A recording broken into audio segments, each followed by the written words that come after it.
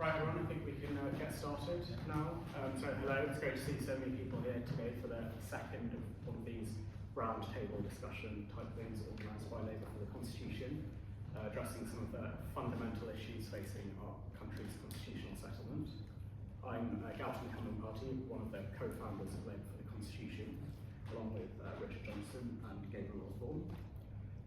Labour for the Constitution is a quite small association of Labour Party members interested in improving constitutional understanding within the Labour Party and also advocating for sensible constitutional reform, which maintains what we view as the Constitution's core principles. Those are representation, deliberation, counsel, and moderation. Today we're going to be addressing an issue which is fundamental to the nature of our political society. That's that of how our representatives are chosen. There are many aspects to this question. Could you put the... Oh, can I? Hello, is that better? No? Yeah, lean forward a bit.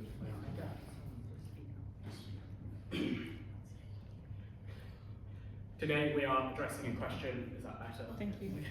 Today we are addressing a question which is fundamental to the nature of our political society, that of how our representatives are chosen. There are many aspects to this question. Is there a perfect voting system for a perfect democracy? What does it mean to be a democracy? And is what is good for democracy also good for the Labour Party? To help us answer some of these vexed questions, we have an excellent panel with us today. First, we'll be speaking Lord Speller. Lord Speller was elected to the House of Commons in 1982, having previously served as a councillor in the London Borough of Bromley. He is founder of Labour First and, following the 1997 general election, has served in a variety of ministerial roles, including in the Ministry of Defence and as Minister of State for Northern Ireland. He was made peer earlier this year. Following Lord Speller, we have Baroness Hayter. She's served in many different capacities over her career, particularly within the Labour Party. She was General Secretary of the Fabian Society from 1976 to 1982 and served on the Labour National Executive Committee from 1998 until 2010, when she was made peer. She has a PhD in Labour Party history from Queen Mary University of London and has served in a variety of roles in the House of Lords, including as Shadow Deputy Leader. Baroness Hayter was also, importantly, Chief Executive of the European Parliamentary Labour Party from 1990 to 1996, which was the time of the switchover from first past the post to proportional representation in the European Parliament. We were due to be joined today by Lord Blunkett. However, as you may know, he recently suffered a serious accident at Westminster Tube Station. He's also been suffering from a chronic chest infection. As such, he was unfortunately unable to make it this evening. I know we all very much wish him the best and hope for a very speedy recovery.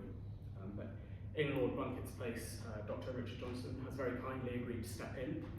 Richard's a senior lecturer in the Department of Politics and International Relations at Queen Mary University of London, where his research interests include the history of the Labour Party and the British Constitution.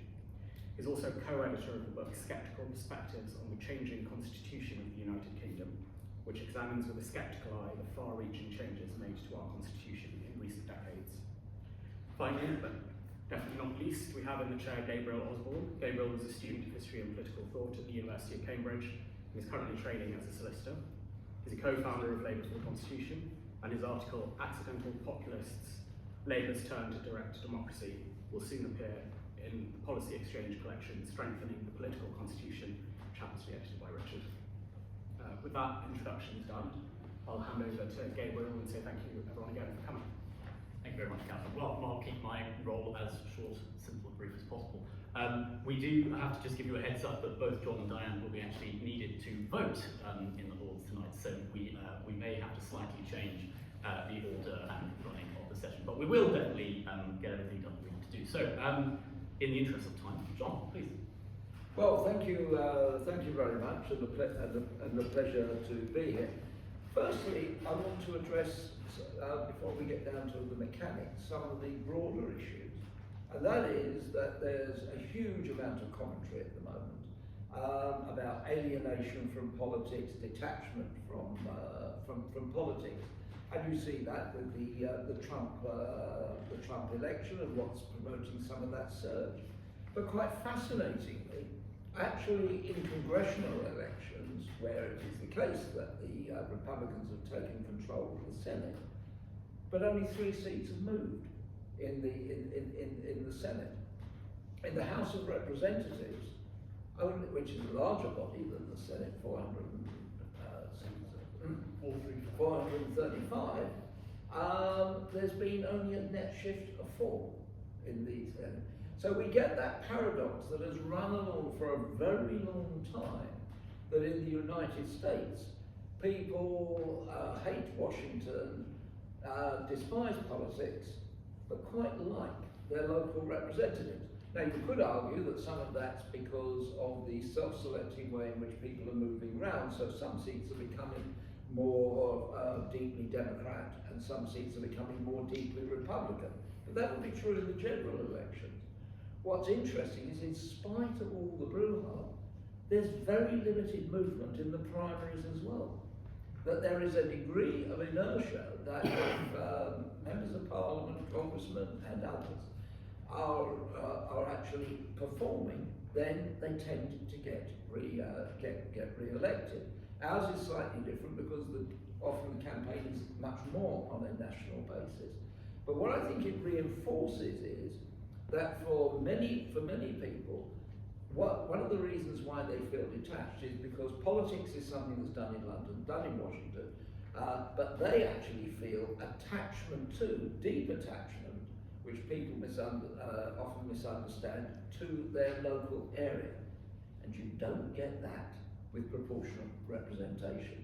The ability to identify a local councillor, who is your councillor, who you take up the issues with, and they either perform or, and you then keep voting for them or vote them out, or a member of parliament, I would argue is enormously important. It's important, I think, in cohesion of society terms, but I think it's also important for the Labour Party. Because, and by the way, when I say the Labour Party, I extend that really very much to social democrat parties around.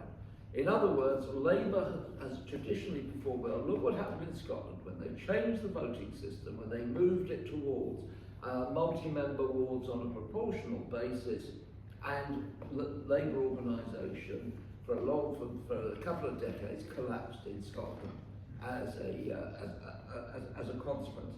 Interestingly enough, if you look at Germany, the Social Democrats, you've got, I think this was the 21 election, 121 seats in the constituency, 85, most of them in Bavaria, in the list. But fascinatingly enough, the German FDP, who've just bailed out of this coalition and precipitated an election, they got 91 seats on the list. They got no seats in the constituencies. Yet the FDP, whether it was Schmidt or whether it was Kohl or whether it was Schulz, it's the FDP who have decided each time who is actually going to be the Chancellor of Germany, and yet they represent no localities. Now, if we think that politics is about basically assembling a focus group calculated minutely to reflect the opinions of the country, that's one way of looking at it. Another way of looking at it is, firstly, politics is a way, and elections are a way of electing who represents you locally, and also deciding who is going to be the government. And that is a very different question. And therefore the question that should be addressed, does this become a better and more effective and more efficient way to elect, and equally important in a democracy, to unelect and to throw out a government? Because one of the difficulties that you have, particularly with the list system, is they are decided centrally, they will be imposed centrally, and therefore if you don't like those people, or if don't like those people, there's nothing you can do about it apart from not voting for your party of choice, or with major consequences for people further down the list who you may actually approve of. And and therefore that's what I think we need to look at, partly within the context of British politics, where the purpose is to elect members of parliament, the majority of whom will decide the government. To unravel all of that is huge consequences within the British political and government structure, but very often, as we've seen in so many other countries, also a recipe for political paralysis, if not chaos. The other considerable advantage is, particularly at a time of a degree of social disintegration, too long to discuss the underlying reasons for that, is that it fundamentally freezes out, or at the very least slows down considerably, extreme or fringe parties. It is for a good reason that there has never been an openly fascist party elected in this country for winning any seat. It's for a good reason that communist parties have had about 4, somebody will correct me on that, members of parliament. And therefore the fringe parties. Now, a political system is never enough to protect you against a long-term surge of, a long-term shift in opinion. That, after all, is the story of the early part of the 20th century, of the disintegration of the Liberal Party and the election of the Labour Party. That was a long-term trend representing social trends and social movement, which led to the rise of the Labour Party and then the disintegration of the Liberals. But what it does prevent is short-term surges, which can be enormously destabilising for a parliament, as we saw, for example, with the Irish nationalists in the period of the Gladstone-Disraeli years. And that, of course, brings us to the question now that any of those who seek to change the electoral system have to face up to. And that is, in this last election, would you actually have wanted this Parliament to have 90 seats, led by Nigel Farage in the Parliament, with all the disruption? They can get quite a bit of publicity and cause some disruption now. Would you really want Reform and Farage to have 90 seats? And if anybody's arguing for moving the voting system to a proportional system, that, I would argue, is the fundamental, logical and inevitable consequence that they have to face up to. It is also the case that with both of the main political parties, I think from time to time they veer away from this. It moves them towards actually being more representative of the majority of the British people, rather than post-election putting together a coalition, as we've seen in several countries, not least in Israel at the moment, a coalition that pushes government towards extremes. I don't think any of us here would regard that as desirable. But it would also, if you then move to a proportional system, you create all the pressures where individuals or groups who feel at that moment, doesn't matter whether they are those who went off to form the SDP or those who are leaving now because Jeremy Corbyn didn't get the stand as a Labour candidate. If they then go off and form their own parties, you will see a fracturing of progressive parties. It is a fallacy, I would argue, which is so often argued, that somehow there is a progressive majority in this country, which is frustrated by the electoral system. Interesting enough, the electorate seem to work it out and vote Liberal Democrat in some seats and Labour in others. But it's much more likely that it will be Social Democrat and progressive parties that will fracture between their various wings to the advantage of Conservative parties. And people may want to contest that proposition. I'm more than happy to defend it. Because ultimately what I believe is that the Labour Party is the best mechanism for progress in progress and change in this country, and therefore undermining the electoral position of the party to the benefit, particularly of the Conservatives, or towards a fairly chaotic situation for a small country like ours with limited national resources but huge potential, I think is completely against the history of the country. And finally, those who are proposing to change are basically saying the public are wrong. Because when the electoral change was put up and put to a referendum in this country, only 10 polling areas voted in favour of the change. 6 inner London boroughs, Oxford, Cambridge, and because in Scotland they did it by constituency, the university seats in Glasgow and Edinburgh. Those were the only places. In every other region of the country, every area voted to maintain the current system. That's what those who propose to change it are therefore saying. Basically, the public, by 2 to 1, by the way, not the sort of narrow margins of the Brexit referendum, by 2 to 1. The least they would have to do would be to have a referendum, but I think the public spoke very clearly, and that this is a diversion from actually getting on to rebuilding Britain. Yeah. Great, excellent. Right, well, don't let me stop you, Diane. Thank you.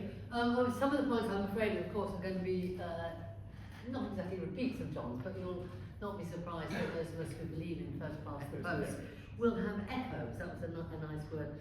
And of course, one does start from the position that proportional representation sounds rather good. I mean, who would be against it if you just say it's something that, accurately reflects what people are feeling at that time? But I think, and I guess John has said this, that there is more to democracy than simply how we elect MPs, because an important bit is touched on. Richard, I think That's quite good. That's very good, because you will be back. Please We will be back. and we will have to continue with that. Well, don't say we didn't warn you.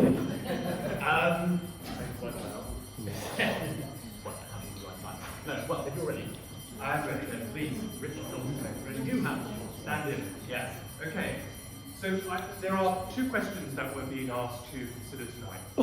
The first is first past the post good for Labour? And the second is first past the post good for democracy? And I want to devote the majority of my comments to the second question, not least because I think it's the more important. And also I think that the answer to the first question is almost so obvious as to be self-evident. So let me deal with that first question rather briefly. Without first past the post, there would be no majority Labour governments in this country. Any Labour government formed under a proportional system would have to be cobbled together as a coalition with what Dennis Healey used to call the odds and sods. The Lib Dems, the SNP, Plaid Cymru, perhaps the Northern Irish nationalists, maybe the Northern Irish unionists, Greens, George Galloway-style independents, and other fringe elements and eccentrics. Because Labour has never won a majority, 50% or more, of the popular vote in a British general election. In addition, the vast majority of elections since World War II under first past the post has seen Labour win a greater share of MPs in the House of Commons than the share of the national popular vote. So yes, as a matter of self-interest, first past the post is good for Labour. Now I sometimes hear people say, oh yes, but first past the post also delivers Conservative majority governments, and therefore ending the prospect of any future majority Labour government is a price worth paying to stop majority Conservative governments. And I would say to this objection, it's very much slicing off our nose to spite our face. The alternative you would produce under PR would be some kind of conservative reform reclaim coalition, and it's not the liberal utopia you think. Now it is true that Labour does not win the majority of elections in under first past the post of this country, but it would never win majorities at elections in this country under proportional representation. Without first past the post, the great reforming majority Labour governments we have known through the past century would not have. Indeed, the Labour Party as it exists today as a broad church party of the left of centre would not exist. To adopt PR would be to kill the Labour Party as we know it, and for it to fragment into many different pieces. And so, if you support PR as a Labour Party member, you have a death wish for your party. Now, this is why I think Labour Party supporters should support first past the post. But this line of argument is not very convincing to the wider electorate. And so this brings me now, and for the rest of my talk, to the second and more significant question. Is first past the post good for democracy? Now, to critics of first past the post, the answer to this question is almost as self-evident as I regarded the answer to the first question, that they would argue that first past the post, almost as a matter of definition, is not democratic. But is that true? If by democratic you simply mean another word for proportional, that is to say a simple mathematical transfer of percent of votes won in an election to percent of seats in a legislature, then no. First past the post does not do very well. But perhaps that's a rather narrow and simplistic view of what a system needs to be democratic. When we vote in a UK general election, we are not just voting for a legislature. We are voting for a government. And governments, by their very nature, are not, and indeed cannot be, proportional. They cannot proportionally represent every voter in the country. There must be winners and losers. There must be an opposition. Under first past the post, the potential winners and losers in government formation are crystal clear to the electorate during the campaign itself. Voters in Britain know that they're very, very likely to have either a Labour or a Conservative government. They are mutually exclusive. If one wins, the other loses. Under PR, the likely winners and losers in government formation are not always clear at the time when voters cast their ballots. It's only after voters have cast their ballots that the shape of the potential government starts to look clearer. But from the perspective of the voter, that's a bit too late. You can't take back your vote once the party you voted for goes into government with a party that you hate. Moreover, under PR, there are some parties that always seem to find their way into government through one deal or another. In New Zealand, Winston Peters' populist New Zealand First Party has recently been in coalitions with both Labour and the right-wing National Party, and Winston Peters has served as Deputy Prime Minister under both Labour and the National Party. Heads, New Zealand First wins. Tails, New Zealand First also wins. Is this democratic? The Free Democratic Party, the FDP, which John mentioned in Germany, was for decades like the turd that wouldn't flush. The FDP was in every German government from 1949 to 1998 with just 2 brief spells in opposition, a total of 42 out of 49 years. Now, how is it democratic that a party which consistently polled between 6 and 10% of the vote should be in government for 86% of that time? As we've seen in Germany, PR politics sometimes means that voters don't even have a choice between a government of the left and of the right. You sometimes will end up with the blancmange of grand coalitions. So perhaps what we might value in a democracy is not just simple legislative proportionality, but a deeper principle: government accountability. And to achieve this, you need 2 things. First, you need prospective clarity of governing responsibility. Voters need to know at the time that they cast their vote who is likely to form the government. And second, they need retrospective clarity of governing responsibility. Which party is it going to get the blame when things go wrong in government? Put another way, maybe our guiding question for representative democratic politics is not how proportional is the legislature, but how easy is it for us to get rid of the governing party? And by this metric, PR systems do rather badly, but first past the post does rather well.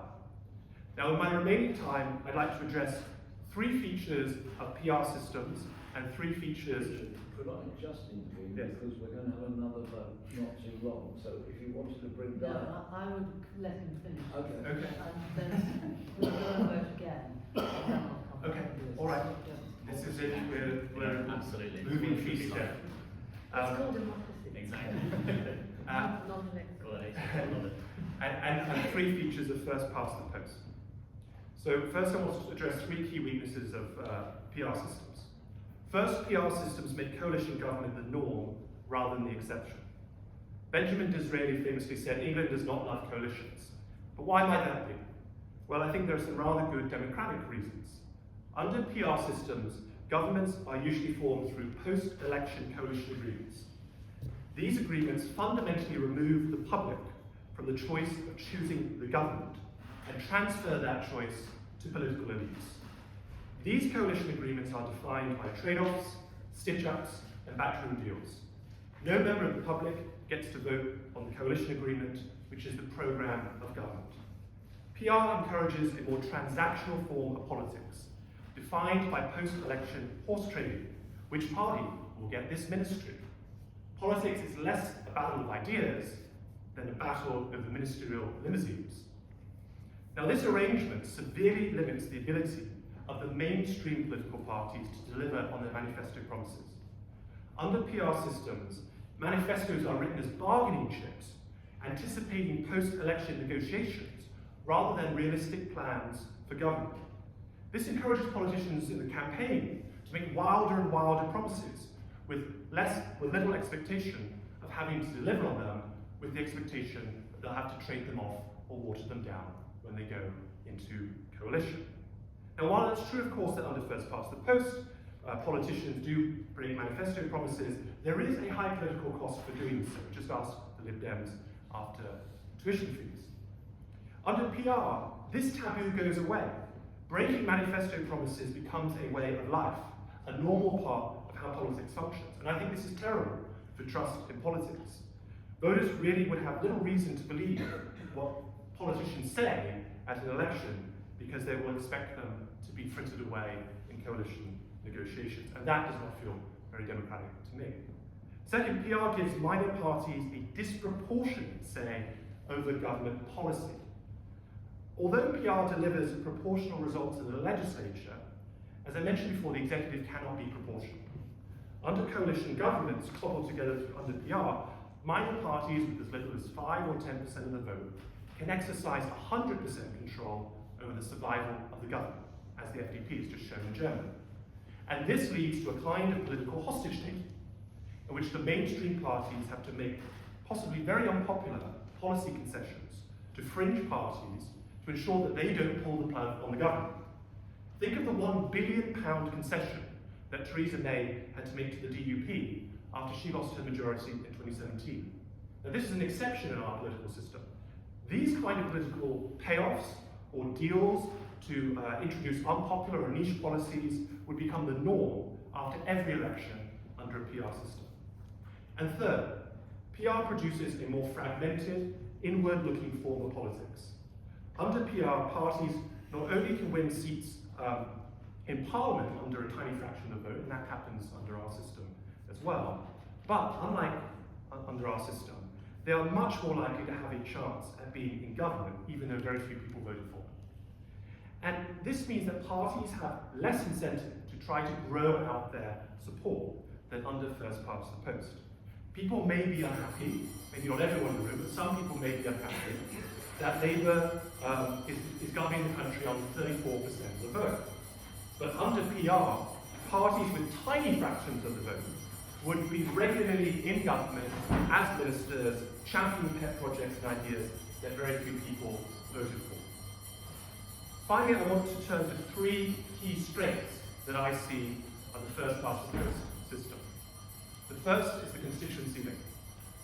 Under PR, unlike under PR, under first past the post, every MP represents one constituency, and every constituency has one MP. Now, I was going to say to John to close his ears on this bit because he's not a great fan of Tony Benn, but Tony Benn, I think, summed up this relationship quite nicely. He said, being an MP, we're in an unusual position. You're one employee and you have 60,000 employers. Everyone in your constituency employs you. The bus driver, the street sweeper, the home help, the policeman. You can say what you like, but they can get rid of you. And because they can get rid of you, you had better listen to them. Now, no PR system can achieve precisely this same kind of relationship, because under most PR systems, MPs have to represent large, multi-member constituencies to achieve proportionality. This means that each individual will have several MPs voting for them, which forms a much more fragmented and less intimate form of representation.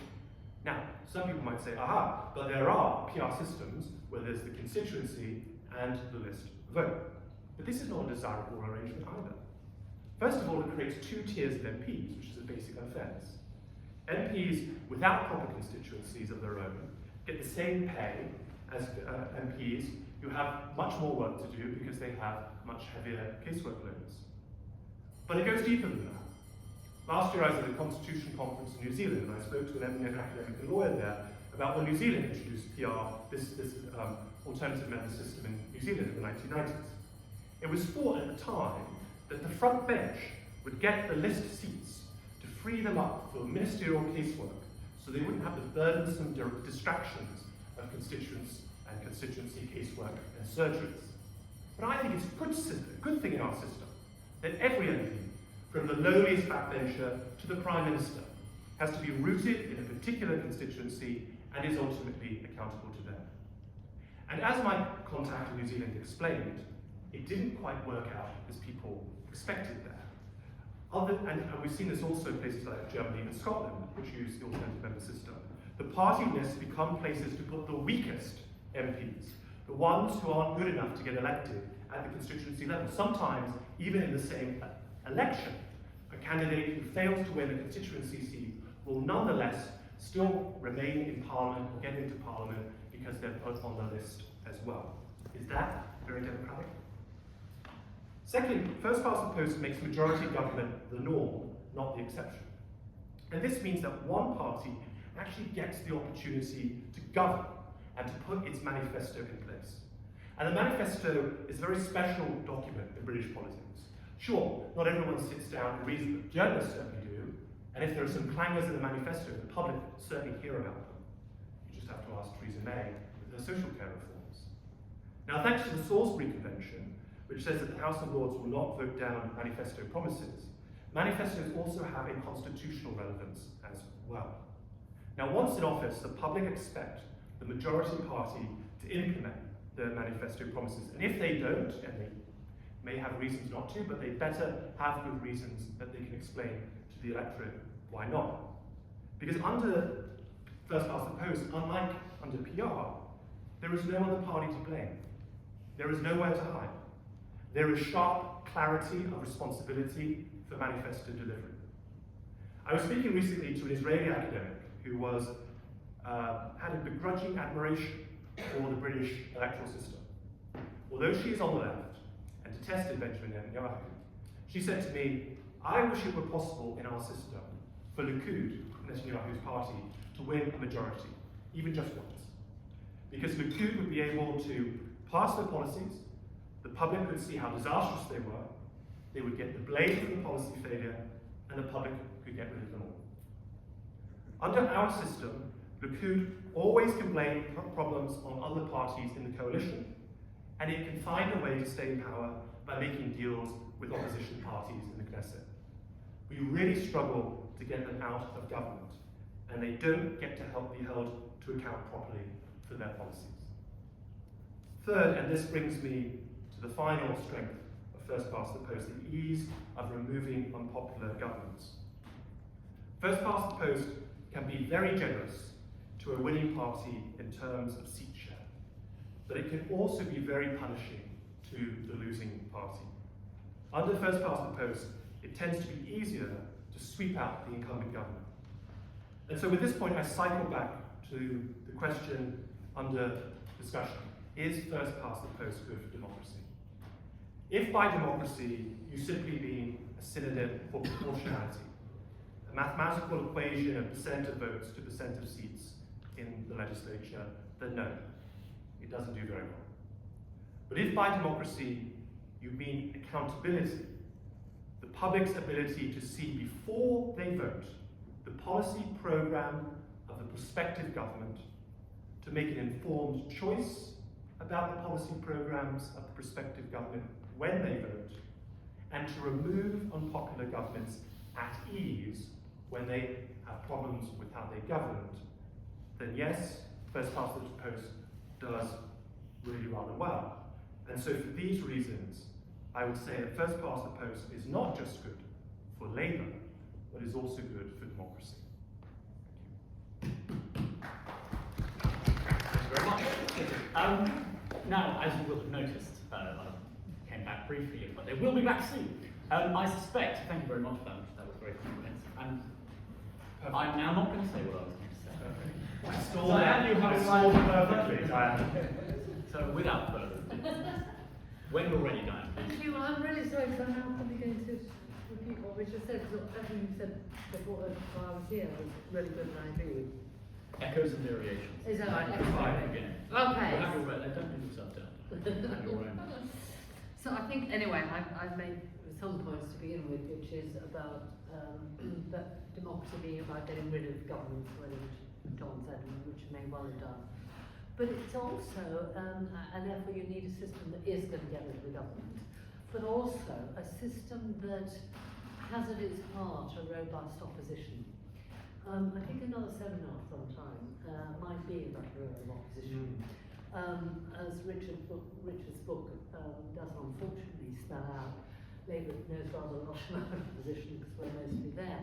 But actually, even if we weren't, it's still a really important role, and that clear distinction between government and opposition is a really, it's quite interesting. Our opposition in this country is called His Majesty's Loyal Opposition. It is part of our fabric, but those two have to know that they can change places, that someone else can come in and not see their secret documents, but actually know what's going on and can change it. And therefore, I think that is quite an important thing. Some other time, maybe a seminar on that. So I do think, and John's unfortunately a victim of this, but occasionally throwing people out as MPs is actually quite an important thing to do, as well as getting rid of Take it governments. personally. Yes, you did at the time. And as Richard says, really, the endless coalitions with deals made after the election really mitigates both about clear-cut results, but also, as he's been saying, about the electorate actually having any say over that. And as we look towards Austria, and I don't think that was an example Richard gave, I don't know whether you did, there can actually be a form of losers coalition. So all the losers get together and form a coalition. And as Wolfgang Munchausen, I think he pronounced his name, has written, what counts in the world of proportional representation? Have you already used this word? No. Okay. What counts in the world of proportional representation is not whether you come first, but whether you can organise a coalition that has got more than 50% of the seats. Now, some people might like to see rivals sort of coalesce together to get into government. I think your phrase was to get the limousine or something. But you know, if that becomes how you're going to get into government, to do a deal, even with your opponents, this is not just you know, a kick in the teeth for those who voted for one side or the other, who get no say about who's going to government, but actually is not setting itself up, it seems to me, for a coherent programme of government. So that's about, in a sense, either getting rid of people or how you put a government together. But I want to say a bit about first past the post as a system of election rather than getting rid of people. Because a little confession was when I went to work in the European Parliament, I was beginning to be a bit tempted by PR. But don't worry, I soon reverted to form, having seen how it worked across the EU. And there were two reasons really for this. One is a democratic one is a much more a party one. On the democratic issue, other countries, MEPs and their staff would often come to me and be very complimentary about our MEPs, some of whom were the bane of my life, but they thought they were all brilliant. And the reason was that they were actually very grounded, they were very knowledgeable about their area, they were close to their local sectors, whether it was their university or their major employer, or the particular environmental issue they had there, or the transport needs, or even sometimes the local history, that really gave them an understanding of the people of those that they were representing.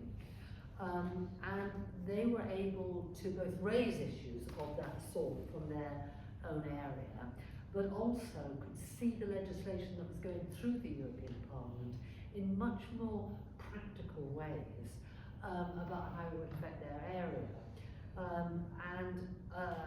So both about the desirability of any bits of legislation, but about its workability. Now, partly that was about the size of the constituencies. Most of you here are too young to remember when we had the Euro constituencies, but they were made up of about 9 on average, I think, Westminster seats. So 9 Westminster seats made 1 Euro seat, but it was 1 seat with 1 MEP, 1 member of the European Parliament representing it. And it was therefore very clear who should be approached about an issue of interest to that area. And whether it was the MP who wanted, a link into Europe, or it was councillors, or it was a big industry, or it was some education needs, or whatever it was, there was a very identified person of who that they could go to about that. And it wasn't simply that they were an expert in their area, though they were, but actually, and I think you were using those words, they were accountable, they were answerable, and that really ensures that they do answer. There wasn't emails in those days, it was a long time ago, but the phone calls or the meetings or the press. Where we ended up with that system, it was a particularly bad system that I'd have to say the Labour Party chose. You could only vote for the party and not even for a name. So you couldn't even vote against the number 1 and in favour of number 3, for example. You only had to vote for the party. But we ended up in London with 10 MEPs. Now, I'm somewhat less than my colleague John Speller, but I'm a bit of an anorak about Labour Party history, as are you. So, but even I did not know the names of the 10 MEPs that represented London. And for someone, enmeshed in politics, that was quite interesting. But certainly, not only could I not name them, but I didn't know where their offices were, I didn't know how to approach them, I didn't know which of the 10 dealt with anything, and importantly, there was no voice for London. And I guess not in other areas around the country either. And there was also, and I've never been an elected MP, I mean, it's an elected politician. John's been a councillor and a member of Parliament. I just got appointed here, so I'm not particularly on top of the democratic bit. But what I do know from many conversations with elected politicians is that once they're elected, they feel they represent that whole area, not just the party members or party supporters that voted for them. And they will take interests up or complaints or things up on behalf of all their constituents. Now, we're very familiar with that in this country. But of course, if you've got both Labour and Tory and maybe a Lib Dem representing, for example, London, you may find that people would go to their own political person, and you won't have that same, I think, wide democratic view of listening to all the voters there. So I think that PR actually mitigates against forcing political parties, political representatives to represent their area, which I think is a very healthy thing to do. It also, as has already been talked about, it leads to a real fragmentation of parties, because voters find it harder and harder to identify with a particular party. And that's even more at the moment, of course, as a sort of decreasing ability to identify either the old classical centre-left or centre-right. And what it means has been touched on already. You can get splits off to the either the great nationalist, extreme nationalist view, or a left-wing view, or a right-wing view, which mitigates against good government, because actually good government is always from the centre. There's always a compromise. It can happen within a political party, it can happen within government. But because, you know, we are 60 million people or whatever, good government will always be a compromise of what's possible. And that, I think, is actually not helped by PR. Because what it means is that you just get many more parties all keeping to their own particular issues rather than forcing a choice, and basically in most countries two big parties. Now the other issue, that's the sort of democratic one about getting our politicians to represent everyone within their area, having a named person, and having a constituency that is small enough for them really to be the sole representative of. But also there is a party issue, which again has been touched on, because if you have a regional or national list, it is basically the leader of the party that chooses who goes on it. Now, when I was running the European Parliamentary Labour Party, and Larry Whitty was then General Secretary of the Labour Party, we often used to joke that we could just eat out on this for the rest of our lives, because all the people who wanted to be high on the list would be buying us dinners left, right and centre, before we get nice and fashion rich on it. But actually, having so much control at the centre, I don't think is healthy for a party.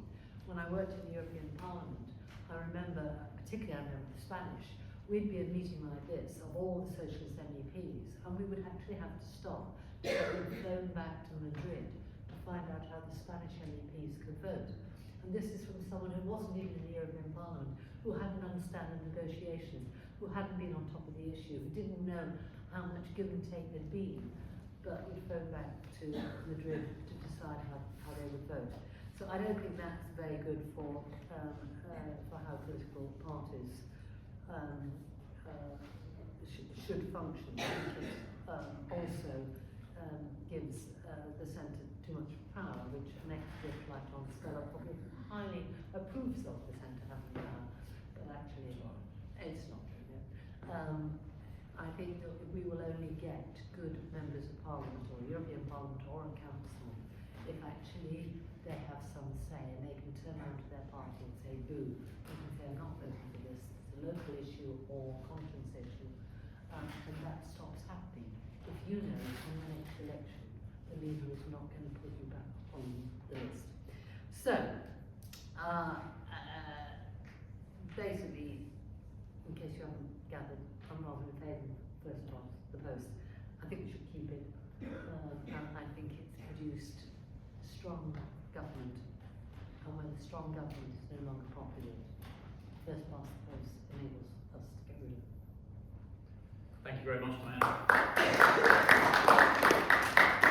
Now, I will save any questions that I might have as chair in the interest of opening it up, because we are, with apologies, running slightly. So we will open up to anyone in the audience. If you do have any questions, please raise your hand and I'll come as soon as possible. Yes, gentlemen. Sorry, just before, just be aware that we are recording, so if you ask a Yes, question, sorry. we're recording. 2 points and addressed to each of the members of the House of Lords. You were saying just a moment ago that the party has less control. It's not as a list, or I would like to remind you that at the last election, John Speller's seat was given to someone last minute, although he was local. I'm not sure why he didn't have a full selection. Other members of John Speller's faction, got seats that they had no connection to, whether it be quite up north or somewhere in the Midlands. I don't have to name each one where they were. That was purely by the party, there was no local say. And then I addressed to John Speller, because this is more your local area. I understand with PR there's the issue of the balkanization of politics, where people vote based on religion, ethnicity. However, we have the same issue now. In your area we have that, and in the Conservative side we have in Harrow, where Bob Blackman ran under very similar running on the ethnic lines as well. So how do we stop the balkanization in politics? I'll ask the rest to that, and to you, you have the same issue with centralization, even with first past the post. That's back to what I said to you. You cannot completely eliminate some of these factors through a system. What PR does is absolutely facilitate. And so therefore, you said in my area, actually you mean Birmingham, not rather than Black Country. Sandwell that tendency has never made a particularly strong ground. There's problems in East Birmingham, that's right. But what if you have proportional representation, there will then be a massive campaign across communities and a lot of pressure. Are you a good member of whichever either ethnic or religious group? In which case you should be voting for our people. Whereas much better is what we do have in Sandwell, where a large number of communities have representation, a large number of them have councillors who work together as the Labour Party, rather than, as you absolutely describe it, the balkanisation. But that hasn't taken place in most of those councils. It would inevitably follow in the current climate under PR. It actually reinforces my case. Also, the person who succeeded me, I was very pleased that he did. Not least because he had been a councillor, his father had been a councillor before him, successful local businessman, and as I anticipated, he's gone straight into the job and is making a huge success of it. So that was, and he would have been selected by the event. It was overwhelmingly supported and appreciated by the membership. Diane, Listen, people have always been selected out of area. I don't think Tony Benn had been Bristol before he was selected. I'm not sure what else they had been with Birmingham before he was selected. You know, in fact, now people are much more selected locally, almost too much, I think. You know, I mean, if you happen now to be in an area with a very good Labour MP and you want to be a Labour MP, it's very, very hard now because you can't now move to another area. Or if you have to live in a Tory area, it's very hard because we've become so local. But it's always happened. That's nothing new about being selected at the last moment. Obviously, we didn't expect the election quite when it happened, so we're rather more than this time when you have to do it. There's just one point about this splitting again. I mean, it's quite interesting about how Nigel Farage got where he is. I mean, he now, John says he could have had 90 seats, but even more, I think he came second in 92 Labour seats. yeah. Yes. But you see, he was bright enough. He could the UKIP at the time could never win a seat because they were always running at sort of 10, 12, 13%. But he realised that the European Parliament, if he went for one of the big seats with 10 members, you could actually get a seat on only 10% of the vote.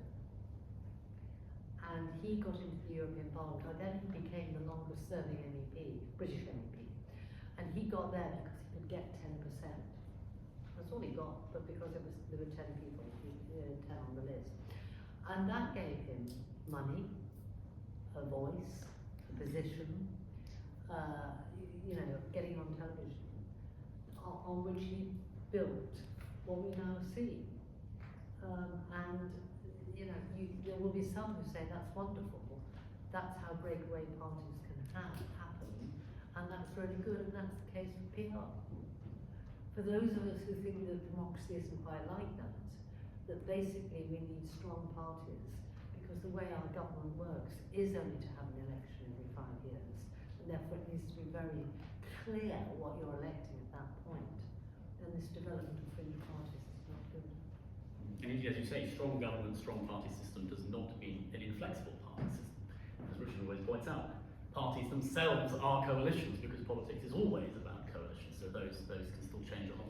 Did you have one point? I don't want to quite concede your point about MPs. Obviously, MPs getting parachuted in by the central parties. It's not true. People who get parachuted in are prospective parliamentary candidates. At the end of the day, they do still need to be voted for by their constituents in a personal capacity as an individual. That's very different to the situation in PR, in a kind of full proportional system, where they're voting for the slot, and they're not voting for the person who goes in the slot. And that process of being parachuted in happens after the election, so it's quite different. And that happened in a seat when Corbyn put someone in. John's going to help me. John Manzo's seat. But he put a candidate in, so there weren't parachuted in as the candidate, and the local people didn't vote for it. No, Yes, Richard, you did. Just very, very quickly, just on the point that Gabriel made about seeing parties, big parties in this country as coalitions, I think that's right. And I would say that you should then see, that the parties' manifestos are in effect a kind of coalition agreement, but it's a coalition agreement that's decided before the election, that voters can see at the time that they vote, which is very different from in much more fragmented PR systems where the coalition agreement is formed after everyone's voted and their voters don't have an ability to have a verdict on that. Yeah. And am I right in thinking that David Cameron in 2015 did not actually expect to have to deliver, well, at least there is a theory that he did not expect to have to deliver the referendum because he expected that the polls were going to demand that a second term of the coalition government was going to have to be formed, and therefore the Liberal Democrats would obviously veto that. As Richard says, that's an exception in our system, but it still does paint a useful picture of what the future might hold. You have seen in British politics manifestos created with coalitions in mind, and I suspect many people supporting Labour for the Constitution will not be particularly happy about that point. Anyway, I'm not going to this point. Are there any other questions from the... Yes? There was a lot of talk about the proportional voting systems, but what about like ranked choice voting? Aside from like the 2010 referendum, like I think it feels like it's still better for democracy because it seems like it requires MPs to get at least 50% of the vote in order to be elected. So it seems like and also it keeps most of the good features of first past the post with party fragmentation or like seems like better.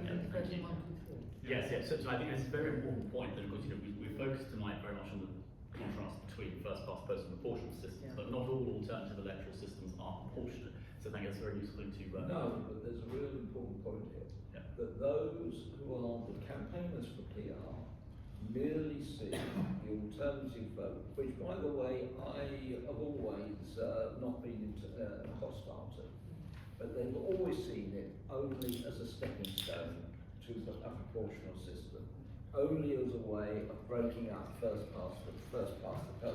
They now, of course, say, well, the referendum wasn't about proportional representation, it was only about AV, the alternative vote, which really presupposes that those who wanted to do away with first past the post either voted for it or abstained, rather than voting for change. But the campaigners for PR, absolutely, they do only see that as a transitional mechanism, not as an objective. And I do actually object to their fundamental dishonesty in that regard. I'm not saying that all those, I think I've always thought that it works reasonably well in Australia with the alternative vote, and I know a number of American states are moving to ranked voting systems. I merely say that all of my experience through these campaigns has been that there is a core dishonesty with the proportional representation campaigns. Richard, you wanted to comment on that? Yeah, I mean, if I can make a point against ranked choice voting, I mean, I think it's much better than proportional systems. But I think one argument that one could make against it is that in the process of redistributing votes, you're in a sense almost double counting the votes of the people who voted for the least popular candidates, because as they get knocked out and then their votes are redistributed, it gives them in effect a sort of functionally decisive say in the outcome of the seat, even though they may have voted for the candidates who, as a first preference matter, got the least votes. So I'm not saying that that's necessarily a decisive argument against it, but I think it is a quirk of the system which is problematic. And a point that David Blunkett himself would make if he were here, as he made in an article in the press in the run-up to the AV vote in 2011. Did you have something on that? Yeah, well, to expand on Richard's point, I think the ranked choice is presented usually in the way that you did as an alternative to first past the post that solves the tactical voting problem. It's not true because there is no perfect voting system where there's no tactical voting. There is always some kind of mathematical quirk, which means that some weird tactic will kind of have a disproportionate effect. The thing about these ranked choice voting systems is that exact effect of sort of double counting votes means that you can rank a party higher, but that have the perverse effect of moving them down in the final rankings after everything's tallied up. And you see this in Australia where parties will provide their party members with a kind of slate of candidates. They say, if you want us to win, you need to put us here in this rank, you need to put this other party here. You don't resolve the tactical voting issue with that, you just actually make it much more complicated. And an individual person then can't work out, oh, I need to vote for the Lib Dems, not Labour in this constituency. They need to then, someone needs to run a mathematical model and work it out and tell them it's much more involved. The only thing I would say is that you're absolutely right, particularly in Senate elections in Australia, where it is a multi-member. In the individual constituencies, overwhelmingly, the candidate who comes first in the first ballot, overwhelmingly, they're the ones who win.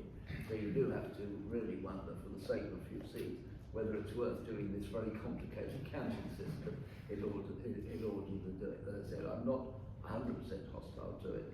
I just don't think it's particularly relevant. I think we will have time for one more question if there is one. Or even two, but just take them together. Yes, let's do that.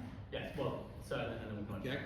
If I could make a counter argument in terms of the effects of first and post versus more proportional system, I think analysis has been rooted too much in looking at past history, particularly in the UK. We're now getting to an increasingly volatile and unpredictable electorate, such that the outcome in particular seats is almost becoming a lottery. And you said, I think John Sanders said, how bad it would be if Farage's party had won 90 seats at the most recent election. But it's not inconceivable at the next election he could win 360 seats with the current system if things turn out a different way. Whereas the counter-argument to that is that under the proportional system that would never happen. So is it actually protection against the worst outcomes rather than safeguarding preferable outcomes? Yeah, thank you. I was just going to return to the problem, or let's say, of parachuting, because from what I know, parachuting would increase the tendency to vote for a party and not the candidate. Because if a central party can just parachute in a random cabinet minister to a constituency, obviously, it would be better to assume that the people of the constituency are going to be ministers and not the minister and the party, and not the candidate themselves. And in the same manner, wouldn't parachuting also increase tendency of the central party to sort of have more power over the individual MPs in the way that Baron Sater said, objected to in the European Parliament case. So in this way, is parachuting an unfortunate byproduct of first past the post, or something that should be safeguarded against?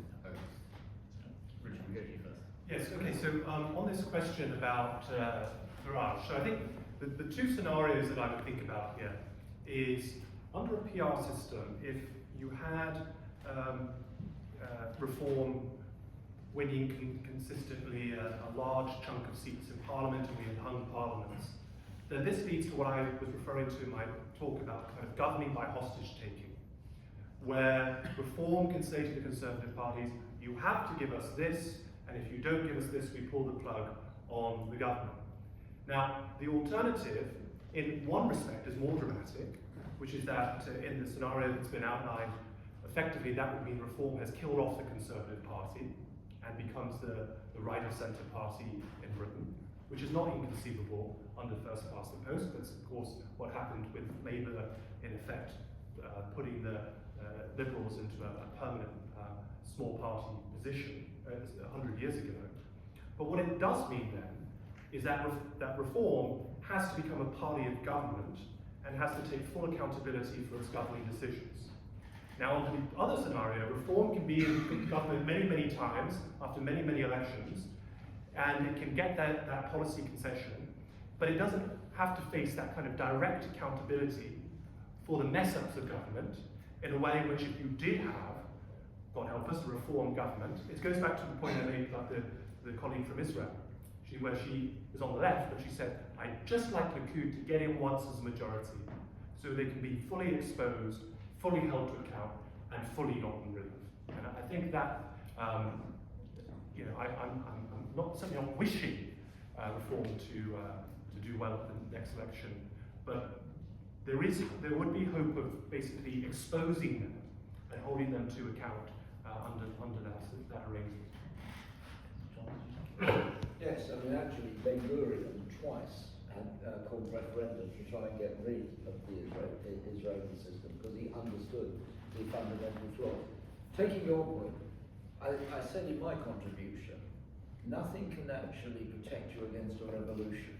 What it can protect you against is against a coup.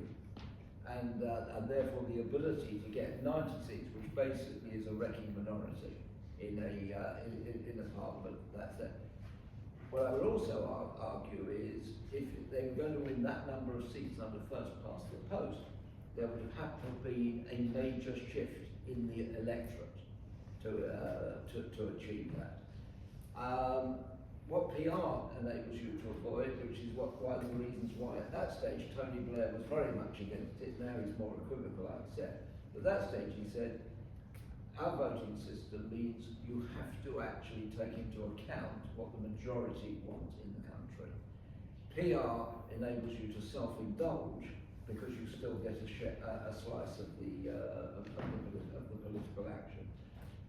Not exactly in those words. And I think that is the fun. But I absolutely accept, unless there is a political battle, and that political battle is won, but if the electorate changes dramatically, that nothing will protect you. But this does protect you against just a temporary surge, which then has very destabilising consequences inside the political system. On the question of people parachuting in, the great advantage under first past the post single member constituency is they have to perform. Because if you actually look at seats in this country, you will see how seats that were once considered safe seats, rock solid 20, 30,000 seats. And that's not necessarily due to individuals, it's social change as well. Those seats have now become marginal. Other seats that were safe for one party have actually moved over to the other party. These changes take place over time. So if someone's parachuting in, as you described, then if they do not perform, and they ignore the constituency and are seen as being an absentee landlord, you will see their vote going down steadily, and then either they, or certainly their successor, will lose the seat. So the public are able to have control over that. If, however, they're number one or two, say on a national list or even on a regional list in many cases, they're going to get elected, irrespective of how disrespectful they are to the public. And so I think that there is a corrective mechanism, and I think that's the important thing here, as we were describing, the ability to vote out governments. One of the things the Conservatives used to say is they'd like Labour to be an effective opposition. I said, don't patronise me with that. I said, I want Labour to be an alternative government. That's what holds the governments to account in our system. And that's the key factor, is the accountability. If either locally or nationally you don't perform, people have a mechanism for expressing that. PR provides that insulation, basically, for a whole number of political masses. Because I have to go, I'm going to very quickly say, we shouldn't overemphasise the parachuting under our system, under first past the post. It doesn't happen all that much, and it tends to happen at the end. But as John says, in Elephant, the chap didn't last very long when he was parachuted in. These things happen. I think I'm sorry I could run off, but I have.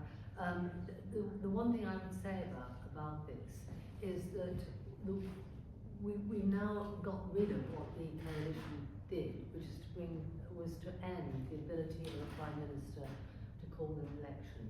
When we had the Fixed Term Parliament Act, that was the absolute worst. You had a coalition and you couldn't break it up. In fact, they found ways around it, but never mind. But at least now, if you do have Farage getting 92 seats under a first past the post, A, we should listen, because if that's what the constituencies want, we should listen. But also, if they then start misbehaving, the bigger party can call an election, and once we have at least put that freedom back in. I'm really sorry. No, we're going to wrap it up. Thank you so much. Have we got a vote line? No, I thought I meant to be somewhere else. We're going to wrap it up. Okay. Great up, yes, we will. So thank you very much. Sorry everybody for overrunning, but we hope you very much enjoyed and benefited from all our panelists had to say. Particularly, I hope that you've taken at least one thing from this, which is that behind the question of first past the post, proportional representation, any kind of electoral reform, there are many other loaded concepts that need to be interrogated and discussed: responsibility, accountability, representation, and democracy. And however much either side might claim, nobody actually has a monopoly over what those terms mean. They have histories and therefore they defy stable and universal definition. We hope that we have presented the first past the post case, lodged on top of those definitions, but please go away, think for yourselves, and most importantly, if you want to follow Labour for the Constitution, come to any of our events. We have a mailing list sign up just over here on the table there. Growing list containing many, many very interesting, important people. So please do take the time to sign up to that before you leave on your way out. Otherwise, please join me in thanking our panel. Thank you very much.